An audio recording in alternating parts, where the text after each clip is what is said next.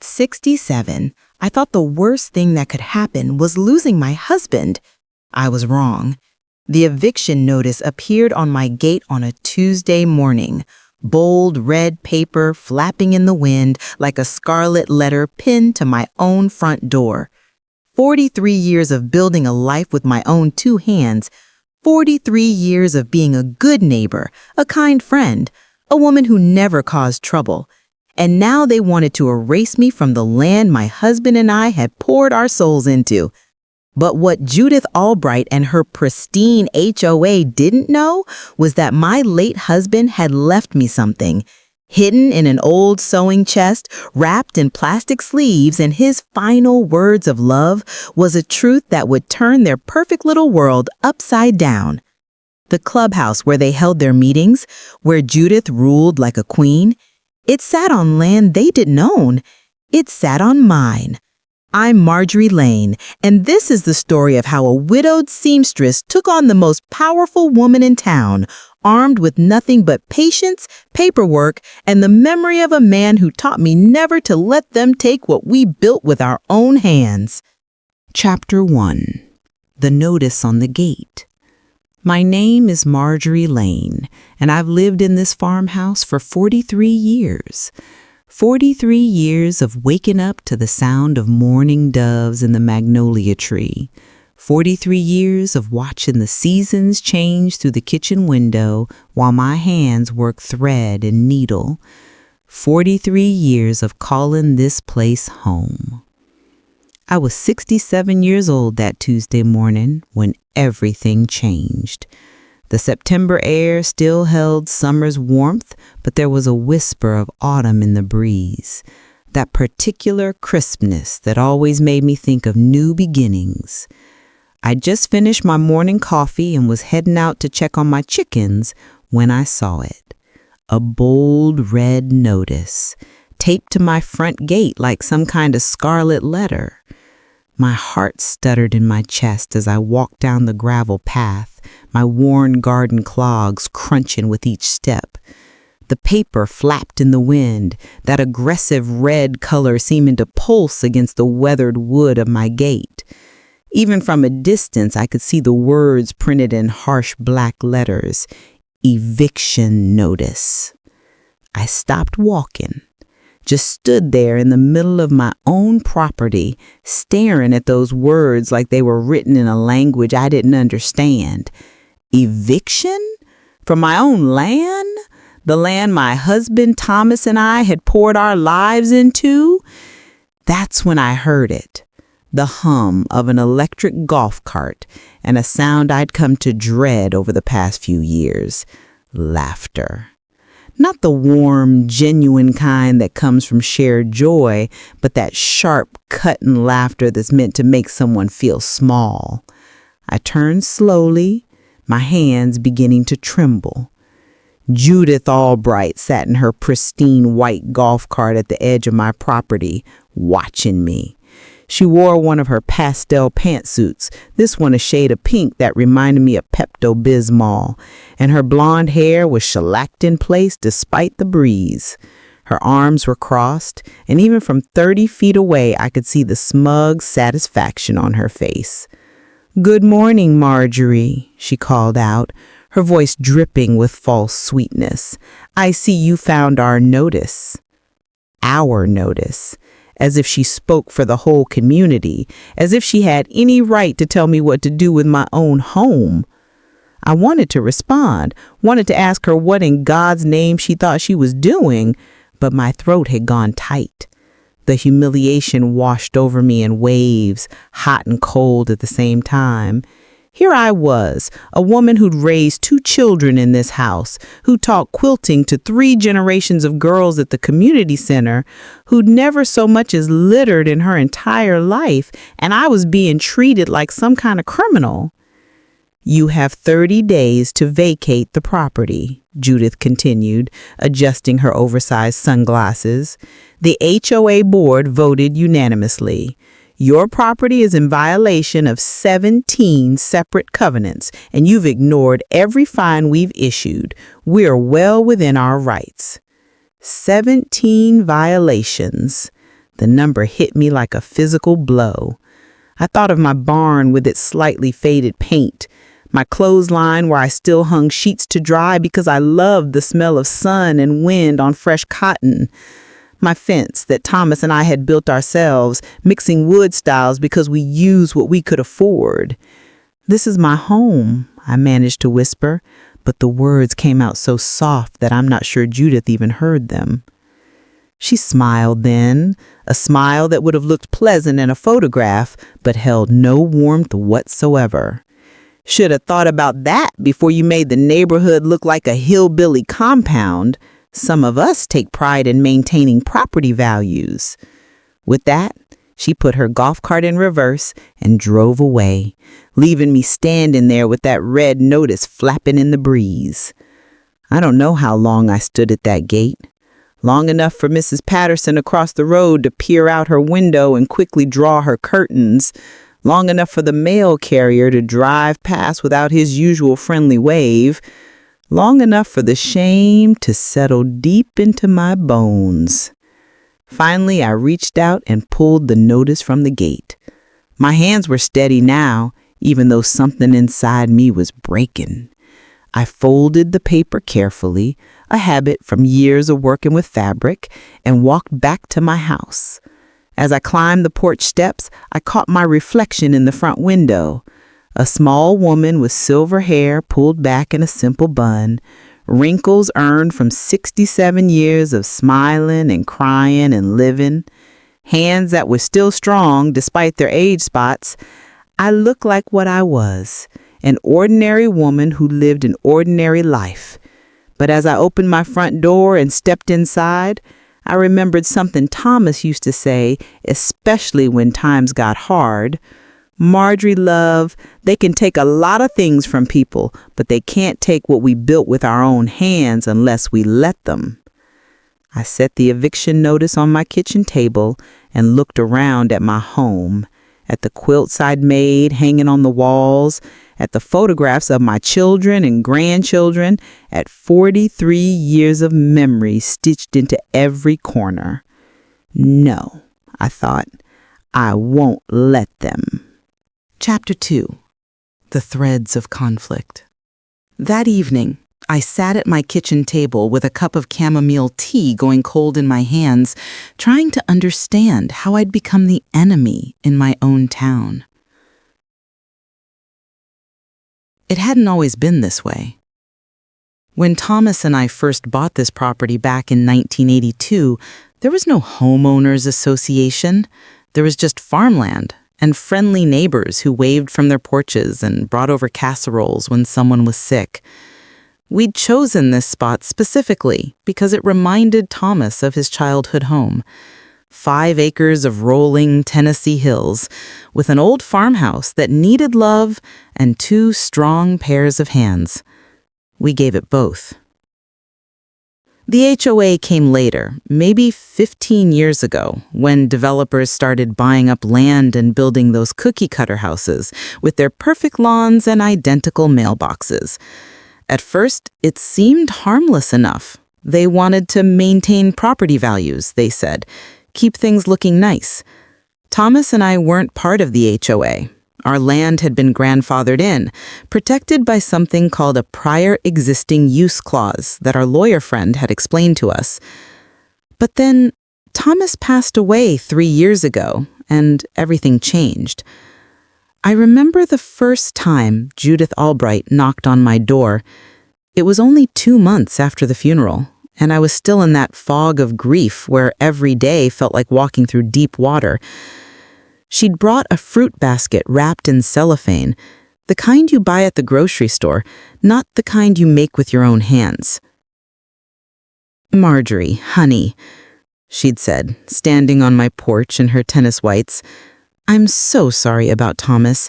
Such a loss for the community." She'd paused, glancing past me into the house. "Now, I don't want to add to your burden during this difficult time, but the HOA has received some concerns about your property.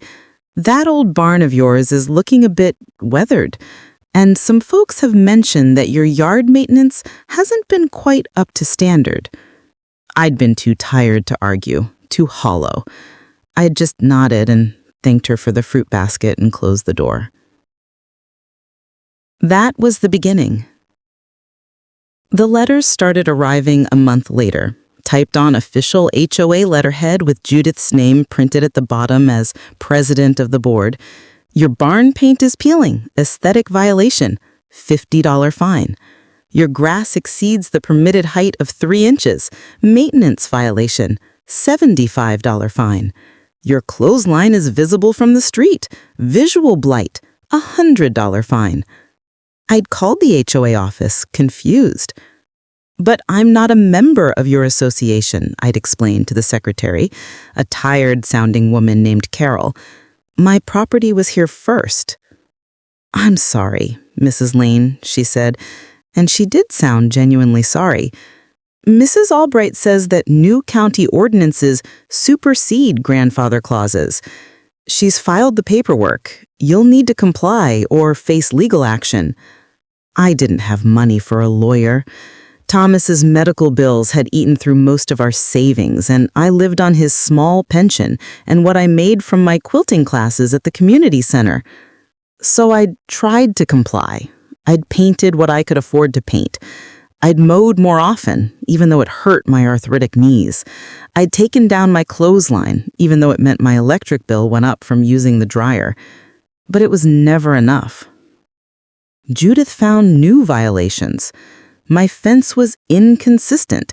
Too many different types of wood, she said, even though Thomas and I had built it with our own hands, section by section, using materials we could afford over the years. My flower garden was unstructured and chaotic compared to the neat mulched beds in the HOA neighborhood. My truck was too old, too rusty, an eyesore that needed to be kept in the garage. The fines piled up, $200, $500, $1,000. And the neighbors, people I'd known for decades, started avoiding me. I'd see them at the grocery store, and they'd turn down another aisle. They'd drive past without waving. At church, the pew beside me stayed empty. I heard the whispers, of course. Poor Marjorie. She's too old to keep up the place. It's sad, really, but she should probably move to one of those senior apartments in town. She's becoming a problem. A problem. Me. The woman who taught half their daughters how to sew, who donated quilts for every church fundraiser, who sat with dying neighbors and brought meals to new mothers. Now, sitting alone in my kitchen with that red eviction notice staring at me, I felt something shift inside my chest. It wasn't anger, exactly. Not yet. It was something quieter, more dangerous. It was resolution. I stood up, walked to my sewing room, and opened the old cedar chest where I kept Thomas's important papers. I hadn't looked through it since he died, couldn't bear to, but something told me I needed to now. And that's when my hands found the envelope. Heavy, legal-sized, with Thomas's handwriting on the front. For Marjorie, in case you ever need to fight. Chapter 3. Hidden Deeds. My hands trembled as I held the envelope. Thomas's handwriting, strong and angular the way he'd learned in school before cursive fell out of fashion, seemed to reach across 3 years of silence. I could almost feel him in the room with me, smell his Old Spice aftershave, hear him humming while he worked. I sat down in my sewing chair, the old wooden rocker that had been my grandmother's, and carefully opened the envelope. Inside were several documents, folded and preserved in protective plastic sleeves. Thomas had always been meticulous about important papers. Marjorie, he used to say, the devil's in the details and the angels are in the archives. The first document I pulled out was a property deed. Not ours. I had that framed and hanging in the hallway. This was different. The paper was older, yellowed at the edges, dating 1979. I held it up to the lamp and began to read. My breath caught in my throat. According to this deed, Thomas had purchased an additional 3 acres of land that year, 3 years before we'd even bought our farmhouse. I vaguely remembered him mentioning an investment, a piece of property he'd bought at auction when prices were low. He'd been so proud of himself, said it was for our future. But life had gotten busy. We'd had our son that same year, and then we'd found this farmhouse, and somehow I'd forgotten all about that other land. I traced the property boundaries with my finger, following the surveyor's marks and coordinates. The land ran along the eastern edge of what was now the HOA development. And then I saw it. A small notation in the corner that made my heart pound so hard I thought I might faint. The HOA clubhouse, their pristine white building with its swimming pool and tennis courts and meeting rooms where Judith held court like some kind of queen. It sat directly on Thomas's land, on my land. I set down the first document with shaking hands and picked up the next one. It was a survey map, professionally done, with bright colors marking different parcels. Someone, Thomas, I assumed, had highlighted our 3 acres in yellow. The clubhouse sat squarely in the middle of it like a white elephant on a birthday cake. There was more. A letter from a law firm dated 18 months before Thomas died. I recognized the name, Marcus Webb, the lawyer who'd helped us with our wills. The letter was brief but clear. Dear Thomas, per your inquiry, I have reviewed the property records for the land in question. You are correct in your assessment. The HOA constructed their clubhouse without proper title search or permission. They appear to have assumed the land was part of the developer's original parcel, but your deed predates their purchase by over a decade. Legally, you have several options, including demanding back rent, requiring removal of the structure, or negotiating a lease agreement. I strongly recommend we discuss this matter at your earliest convenience. Regards, Marcus Webb, Esquire. I read the letter 3 times, each word sinking deeper into my understanding. Thomas had known. He'd discovered this more than a year before the cancer took him. And he kept it quiet. Why? Why hadn't he told me? Then I found the final document, a handwritten note in Thomas's shaky, late-stage handwriting, clearly written during his illness. My darling Marjorie, if you're reading this, I'm gone, and I'm sorry I never got to use this information myself. I found out about the clubhouse situation and planned to negotiate fair terms with the HOA, maybe enough money to secure your future. But then I got sick, and fighting seemed less important than spending every good day I had left with you. I'm leaving this here because I know Judith Albright. I saw how she looked at our property, how she talked about improving the neighborhood.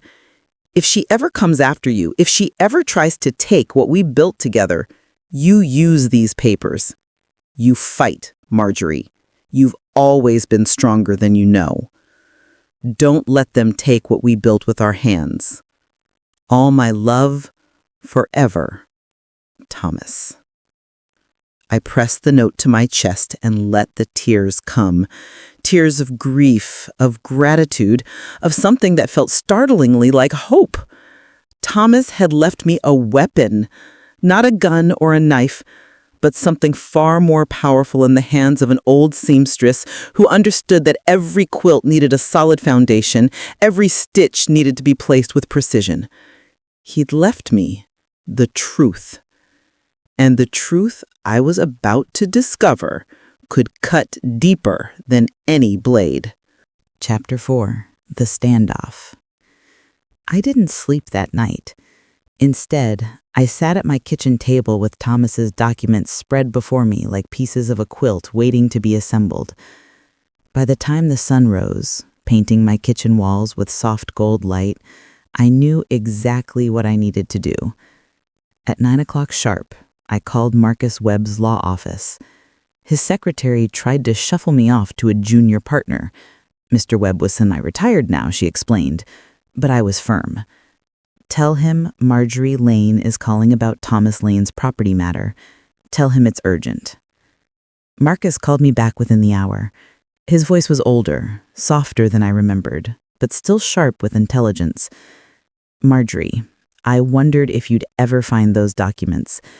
Thomas made me promise not to tell you unless you asked, said you had enough to worry about. I'm asking now, I said, and I need your help. We met that afternoon at his office, a small room above the hardware store that smelled of leather and old books. Marcus was 73, with kind eyes behind wire-rimmed glasses. He reviewed the documents I'd brought, nodding slowly. It's all legitimate, he confirmed. Ironclad, actually. Thomas was meticulous. The HOA constructed their clubhouse without proper due diligence. They owe you 17 years of back rent at fair market value. He paused, looking at me over his glasses.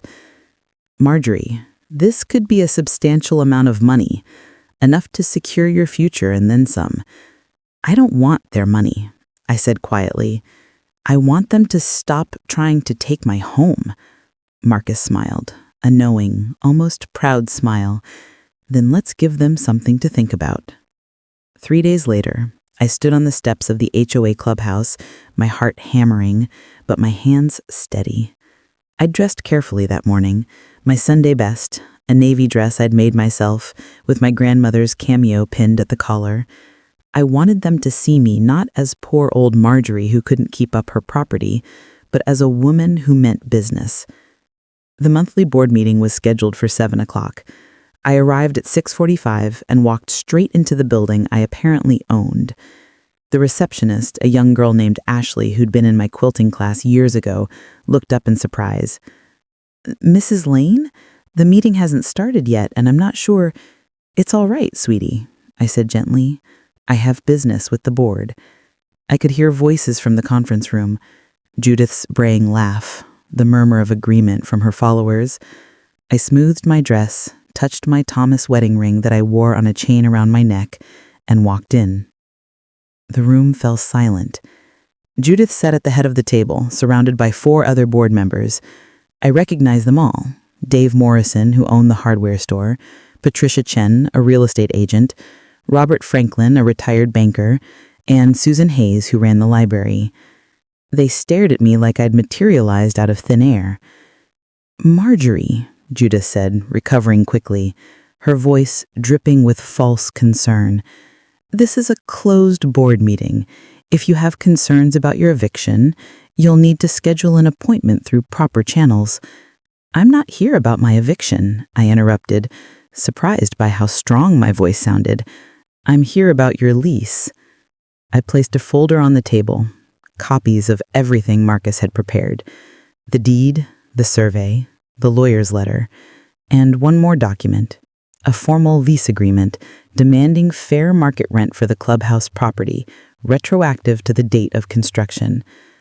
What lease? Judith's voice had lost its smugness. What are you talking about? The clubhouse sits on my land, I said simply. Has for 17 years. My husband purchased this property in 1979, long before your development existed. You built on it without permission or proper title search. I watched the color drain from Judith's face. Patricia Chen grabbed the documents, her real estate training kicking in. She flipped through the pages, her expression growing more alarmed with each one. Oh my God, Patricia whispered. She's right. The legal description, it matches. How did we miss this? This is ridiculous, Judith sputtered, but her voice had gone shrill. This is some kind of scam. You can't just... I can, and I am, I said calmly. You have 30 days to begin lease negotiations. The back rent alone comes to over $300,000, but I'm willing to discuss terms. I paused, meeting Judith's furious gaze. After you withdraw my eviction notice. The silence in that room was absolute. Robert Franklin cleared his throat. Mrs. Albright, I think we need an emergency session with our attorney. Immediately, Susan Hayes added, and I saw something in her eyes. Was it respect? I turned to leave, then looked back. Oh, and Judith, I'll expect your response by the end of the week. Proper channels, of course. Chapter 5. Retaliation in the Dark. The first 3 days after the board meeting were quiet. Too quiet. I went about my routine, tending my chickens, working on a wedding quilt for my granddaughter, teaching my Thursday afternoon class at the community center. But I felt eyes on me, constantly, watching from behind curtains and across carefully manicured lawns.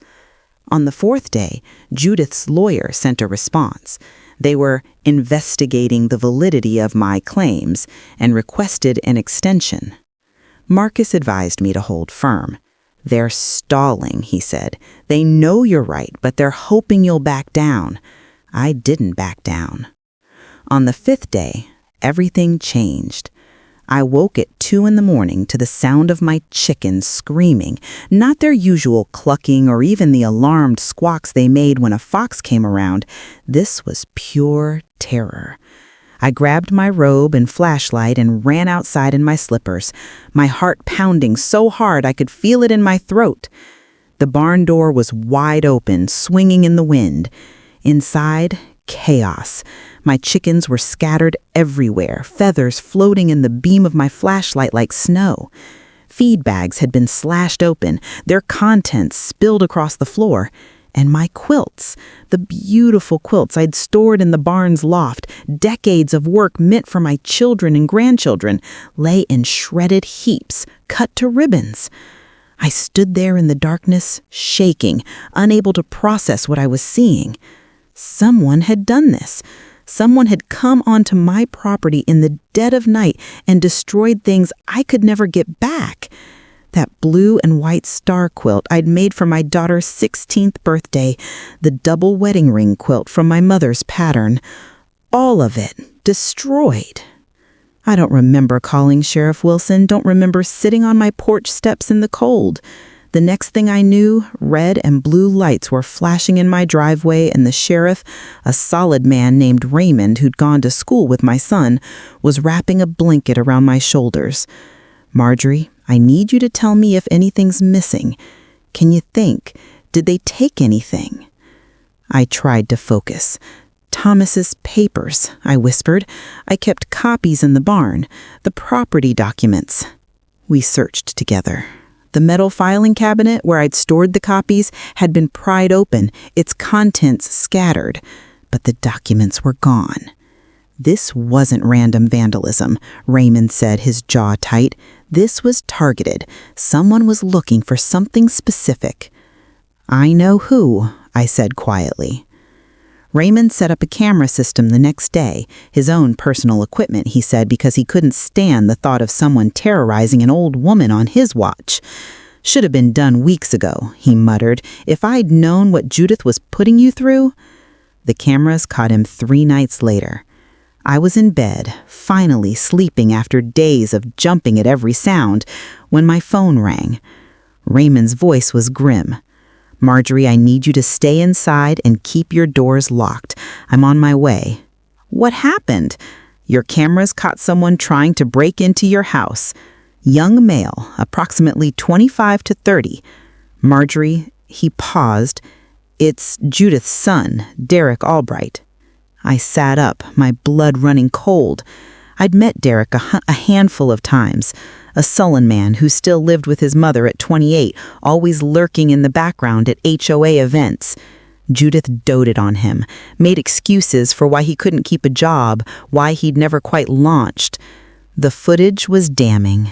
Derek, dressed in black, prying at my kitchen window, and in his hand, clearly visible in the infrared camera, was a crowbar and what looked like a gas can. Raymond arrested him at Judith's house an hour later, found my stolen documents in Derek's truck along with evidence of the barn break-in, strips of my quilt fabric caught on his watch, chicken feathers, and his boot treads. But when they brought Judith in for questioning, she sat in that interview room with her arms crossed and her lawyer beside her, claiming complete ignorance. "My son is troubled," she said, her voice catching with practiced emotion. "I've been dealing with mental health issues. I had no idea he would do something like this. I'm as shocked as anyone." The performance was flawless. The concerned mother, the innocent bystander. Raymond didn't believe her for a second, and neither did I. But proving it would be another matter entirely. Chapter 6. The Town Hall Showdown. Derek's arraignment was scheduled for a Tuesday, but I knew waiting for the legal system to run its course wasn't enough. Judith was still on the HOA board, still wielding her power, still whispering her poison into willing ears. I'd heard through Carol, the secretary, that Judith was spinning a new narrative, that I was a vindictive old woman using legal technicalities to destroy the community, that I'd somehow driven her poor, troubled son to a breakdown. The lies were spreading like kudzu. That's when Susan Hayes knocked on my door. I'd always liked Susan. She was quiet, thoughtful, the kind of woman who observed more than she spoke. As the library director and newest HOA board member, she'd mostly stayed silent during my confrontation at the board meeting. But now she stood on my porch with a cardboard box in her arms and fury in her eyes. "May I come in, Marjorie?" I made us tea while she set the box on my kitchen table. Her hands were shaking slightly as she opened it. "I've been the board secretary for 8 months," she said quietly. "Judith appointed me because she thought I'd be easy to control. Quiet Susan, nose always in a book, wouldn't cause any trouble." She pulled out a stack of file folders. "But quiet people see things, and I've been keeping copies." What she showed me that afternoon made my stomach turn. Financial records showing HOA dues that didn't match the bank statements, payments to Judith's sister's landscaping company for work that was never done, fines issued to homeowners who dared to question Judith's authority with the money disappearing into administrative fees, and worst of all, forged signatures on the documents that had supposedly extended HOA authority over my grandfathered property. "She's been embezzling," Susan said, her voice tight with controlled anger, "for years, and she's been systematically targeting anyone who might challenge her. You're just the latest, Marjorie, but you're the first one with the means to fight back." "Why are you showing me this?" Susan met my eyes. "Because I'm tired of being complicit through silence, and because the community deserves to know the truth." We planned it carefully, Susan and I, over the next week.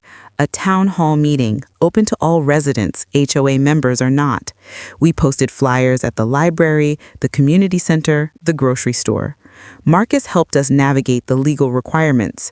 Sheriff Raymond agreed to attend to maintain order.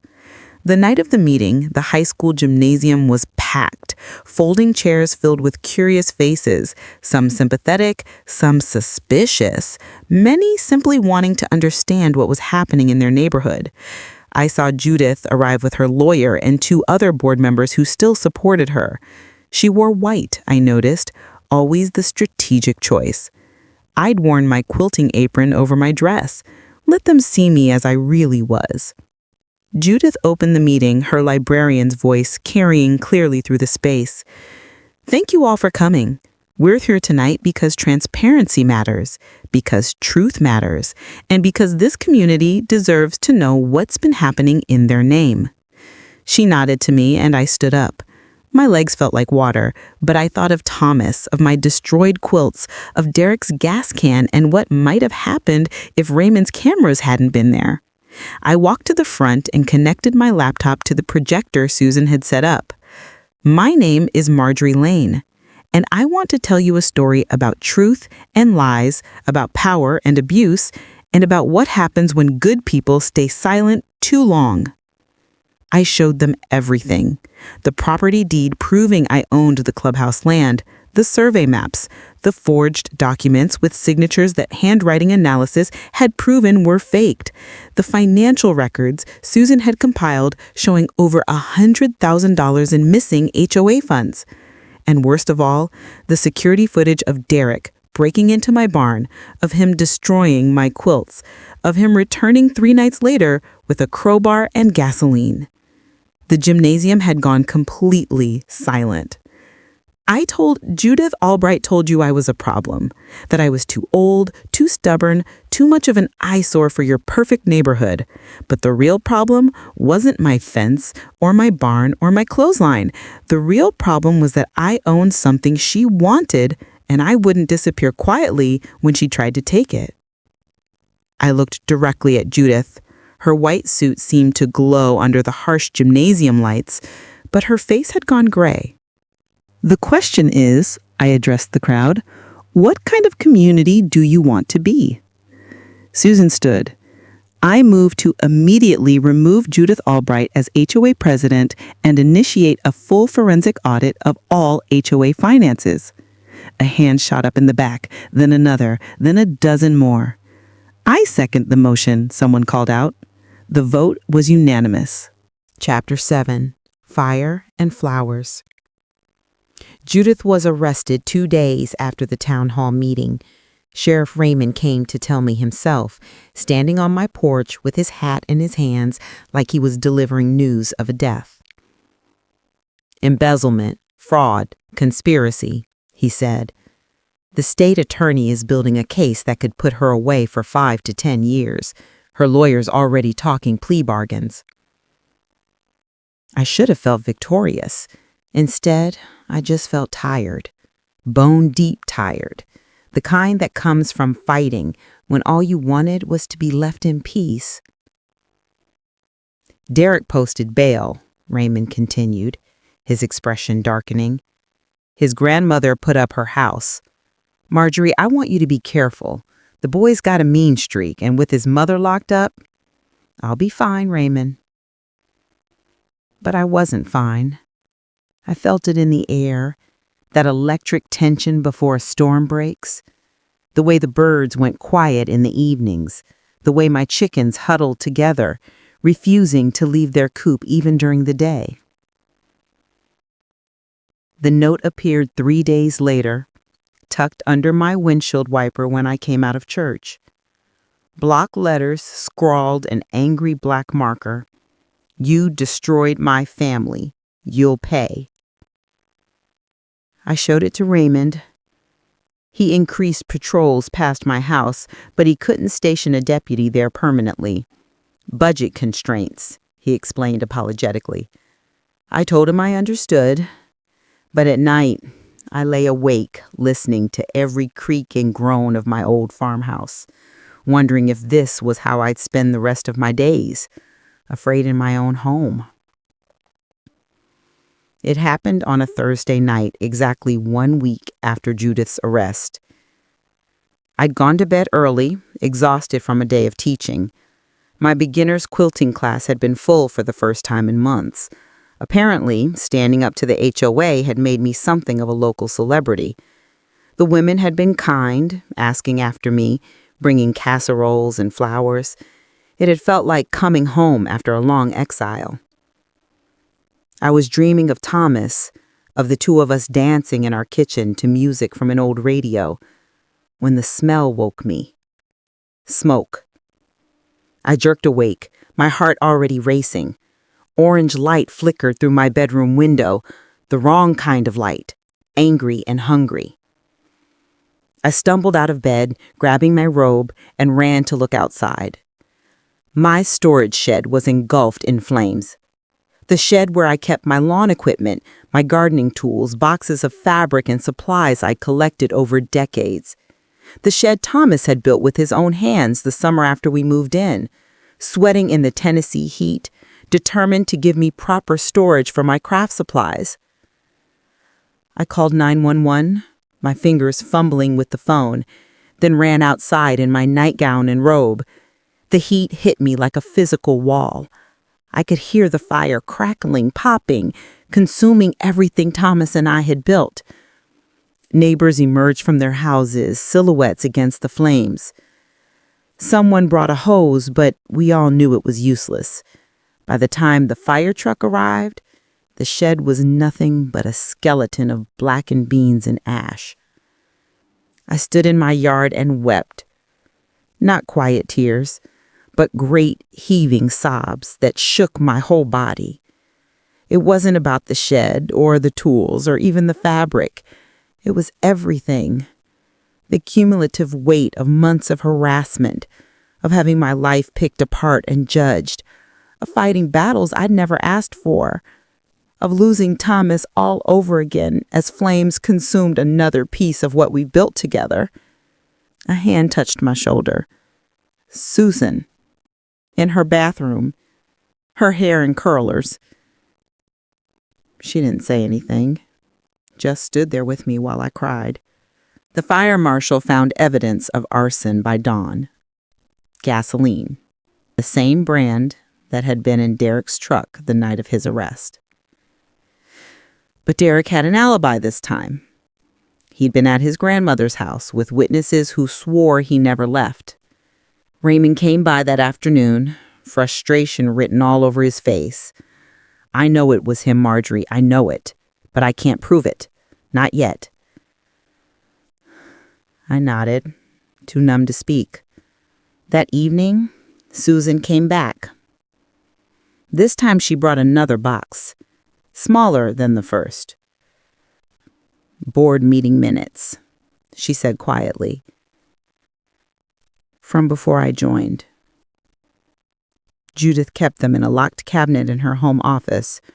Her lawyer turned them over during discovery. Marjorie, there's a conversation here from 2 years ago about your property, about ways to force you out. She paused. Derek was at that meeting. Chapter 8. A New Beginning. The meeting minutes Susan brought me painted a picture darker than I'd imagined. 2 years of planning, 2 years of Judith systematically documenting my supposed violations, building her case, waiting for the right moment to strike. And Derek had been there for many of those meetings, absorbing his mother's hatred, learning to see me not as a neighbor, but as an obstacle to be removed. Marcus used those minutes to build an ironclad case, conspiracy, premeditation, a pattern of harassment that went far beyond simple HOA disputes.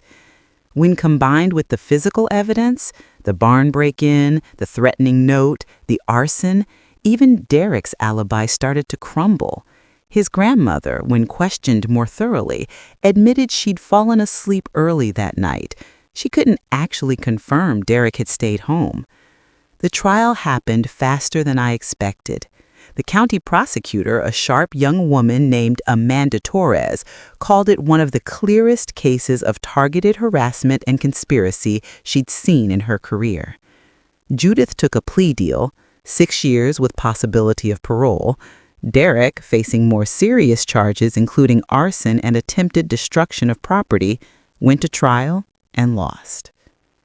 I sat in that courtroom every day watching justice unfold with the slow deliberation of a careful stitch. When the guilty verdict came down, I didn't feel the triumph I'd expected. I just felt sad. Sad that it had come to this. Sad that fear and greed had twisted two people so thoroughly. But the legal victory was only part of my story's ending. The real resolution came 3 months later at the first HOA meeting under new leadership. Susan had been elected president unanimously. The board had been completely restructured, people who actually cared about community rather than control. Susan stood at the podium in that clubhouse built on my land and addressed a room full of neighbors.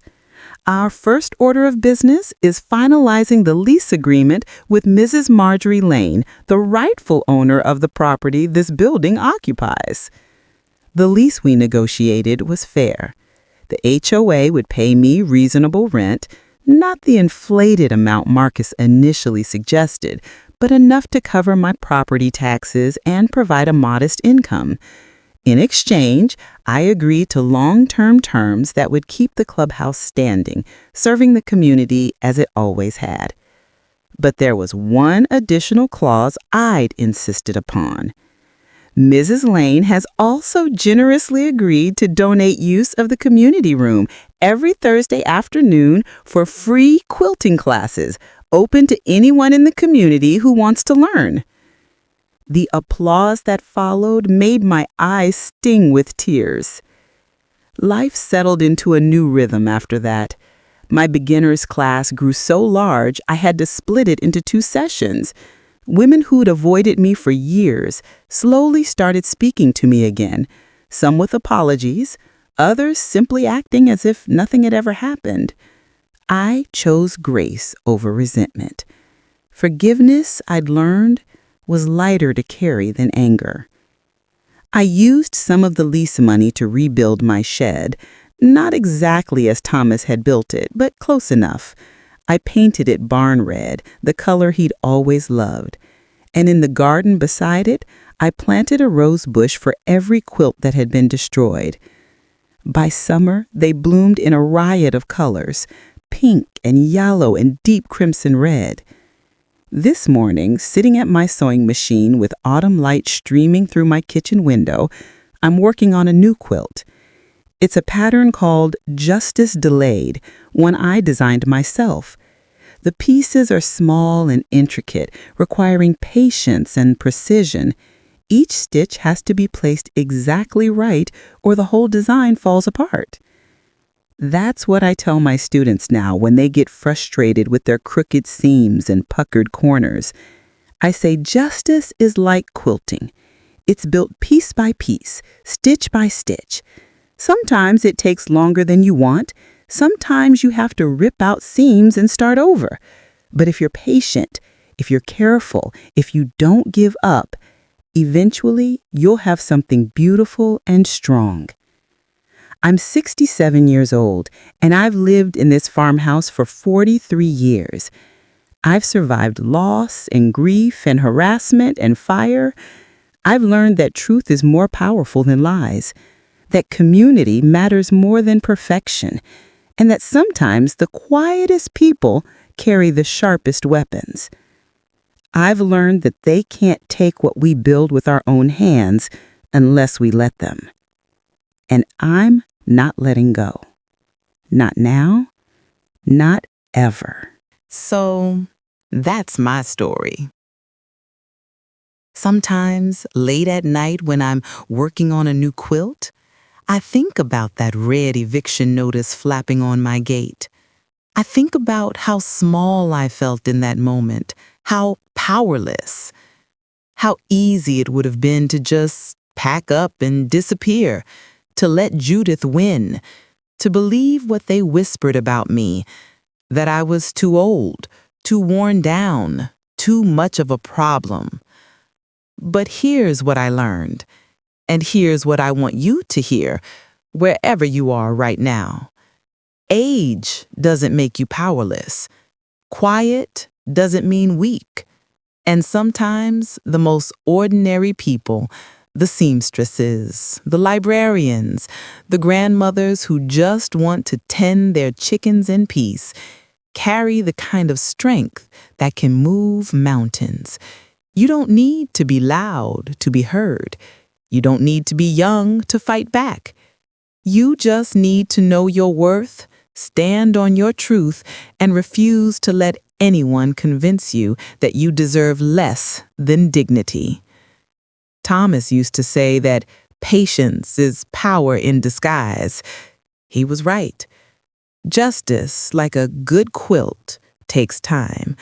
But when it's done right, when every piece is placed with care and every stitch is true, it becomes something beautiful, something that lasts. If you're facing your own Judith Albright, someone who's trying to make you small, trying to take what's yours, trying to convince you that you don't matter, remember this 77-year-old seamstress from Tennessee. Remember that truth is stronger than lies, that documentation beats intimidation, and that you are never too old to fight for what's right. I'm still here in my farmhouse, still teaching quilting every Thursday, still tending my roses and my chickens, still standing on land that nobody can take from me. And if I can do it, so can you. If this story touched your heart or gave you strength for your own battles, please hit that like button and subscribe to this channel. Share it with someone who needs to hear that they're stronger than they know. Because these stories, they're not just entertainment. They're reminders that ordinary people doing extraordinary things, that's where real power lives. Thank you for listening to my story. See all of you next time.